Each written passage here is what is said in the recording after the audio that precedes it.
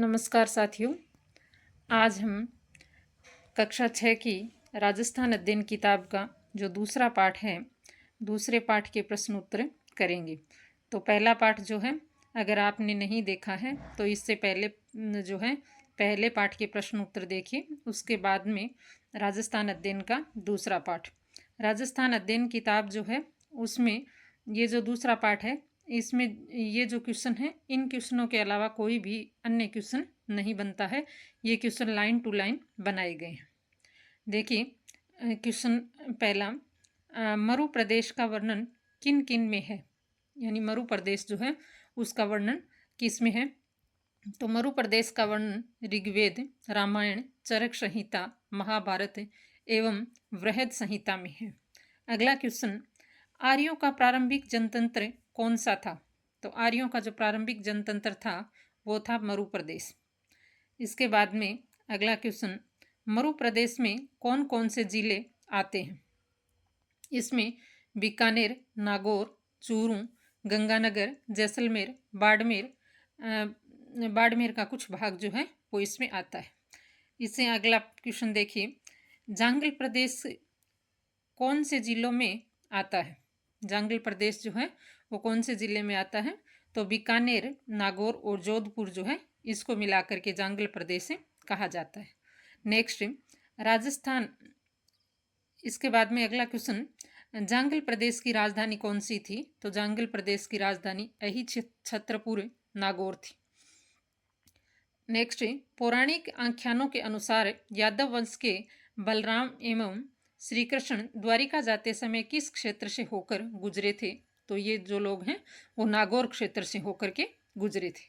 Next, किस जनपद का उल्लेख ऋग्वेद में मिलता है। तो ऋग्वेद में उल्लेख जो है वो मत्स्य जनपद का मिलता है। अगला क्वेश्चन, महाभारत में मत्स्य जनपद की राजधानी कौन सी है। तो महाभारत में मत्स्य जनपद की राजधानी जो है वो विराटनगर है। अगला क्वेश्चन, मत्स्य जनपद में कौन सा क्षेत्र आता है। तो मत्स्य जो जनपद है इसमें अलवर एवं जयपुर के मध्य का जो भाग है वो मत्स्य जनपद में आता है। नेक्स्ट, कौन से जनपद का वर्णन चीनी यात्री युआंग च्वांग ने किया है। तो चीनी यात्री युआंग च्वांग ने मत्स्य जनपद जो है इसका वर्णन किया है। अगला क्वेश्चन, सूरसेन जनपद में कौन से जिले आते हैं। तो सूरसेन जनपद में भरतपुर, धौलपुर और करौली आते हैं। सूरसेन जनपद की राजधानी कौन सी है। सूरसेन जनपद की राजधानी मथुरा है। 4वीं शताब्दी ईस्वी पूर्व यूनानी लेखकों ने सिकंदर के समय किस जनपद का उल्लेख किया है। तो सूरसेन या सोरसेन भी कहते हैं इसको, सूरसेन जनपद का उल्लेख किया है। अगला क्वेश्चन, किस प्रशस्ति में सूरसेन राजवंश का उल्लेख किया गया है। तो प्रशस्ति में पूछा गया है तो बयाना प्रशस्ति है, उसमें उल्लेख सूरसेन जनपद का है। अगला क्वेश्चन, सीवी जनपद में कौन से जिले आते हैं। तो सीवी जनपद में उदयपुर के पूर्व, पश्चिम तथा उत्तर का संभागीय प्रदेश जो है वो सीवी जनपद के अंतर्गत आता है। सीवी जनपद की राजधानी कौन सी थी। तो सीवी जनपद की राजधानी जो है मध्यमिका या माध्यमिका जिसको कहते हैं वो सीवी जनपद की राजधानी थी। अगला क्वेश्चन, सीवी जनपद के अवशेष चित्तौड़गढ़ के समीप किस स्थान से मिलते हैं। तो चित्तौड़गढ़ के समीप नगरी जो नामक स्थान है वहां से सीवी जनपद के उल्लेख मिलते हैं। अगला क्वेश्चन, सीवी जनपद को अन्य किस नाम से जाना जाता है। तो सीवी जनपद को मेदपाट, मेवाड़ या प्रागवाट के नाम से जाना जाता है।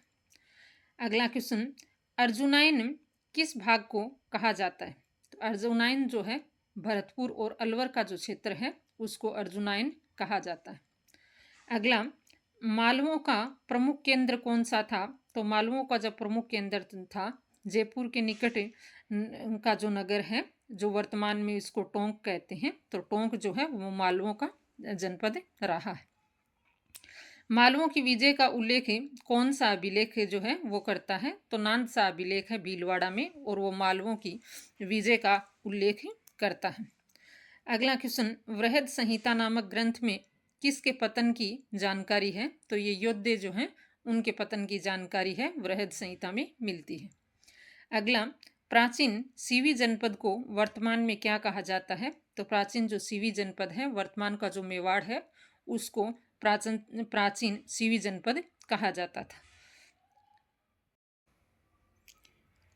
इसके बाद में अगला क्वेश्चन देखिए, वागड़ कौन से क्षेत्र को कहा जाता है? तो वागड़ जो क्षेत्र है वो डूंगरपुर और बांसवाड़ा का क्षेत्र है, उसको वागड़ कहा जाता है।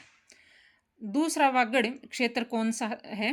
तो दूसरा वागड़ क्षेत्र जो है पिलानी के पास में जो नरड़ है, और नरड़ से लेकर के भादरा, नोहर तथा कन्नड़ा गांव जो है वहां तक का जो क्षेत्र है उसको दूसरा वागड़ कहा जाता है।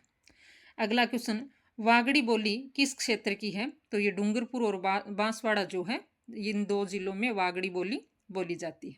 अगला क्वेश्चन, गुर्जर प्रतिहारों ने 7वीं सदी में मारवाड़ के किस क्षेत्र पर अपना अधिकार स्थापित किया था? तो मारवाड़ का जो मंडोर क्षेत्र है उस पर गुर्जर प्रतिहारों ने आधिपत्य स्थापित किया था। अगला, हाड़ौती क्षेत्र यानी कोटा और बूंदी वाला जो क्षेत्र है, हाड़ौती क्षेत्र पर प्राचीन में किसने शासन किया था? तो हाड़ौती पर मीणा जनजाति जो है उसने शासन किया हुआ है। ढूंढाड़ क्षेत्र की बोली कौन सी है? ढूंढाड़ वर्तमान जो जयपुर है उसको कहा जाता था, और ढूंढाड़ की बोली ढूंढाड़ी थी। मेवात क्षेत्र कौन सा है? तो मेवात जो है अलवर और भरतपुर का क्षेत्र है, उसे मेवात कहा जाता है। मेवातियों का प्रसिद्ध नायक कौन था? तो मेवातियों का प्रसिद्ध नायक जो है वो हसन खान मेवाती था। अगला क्वेश्चन, खानवा युद्ध में महाराणा सांगा की ओर से लड़ने वाला सरदार कौन था जो बाबर के विरुद्ध युद्ध करते हुए मारा गया था? तो वो जो सरदार है वो हसन खां मेवाती था।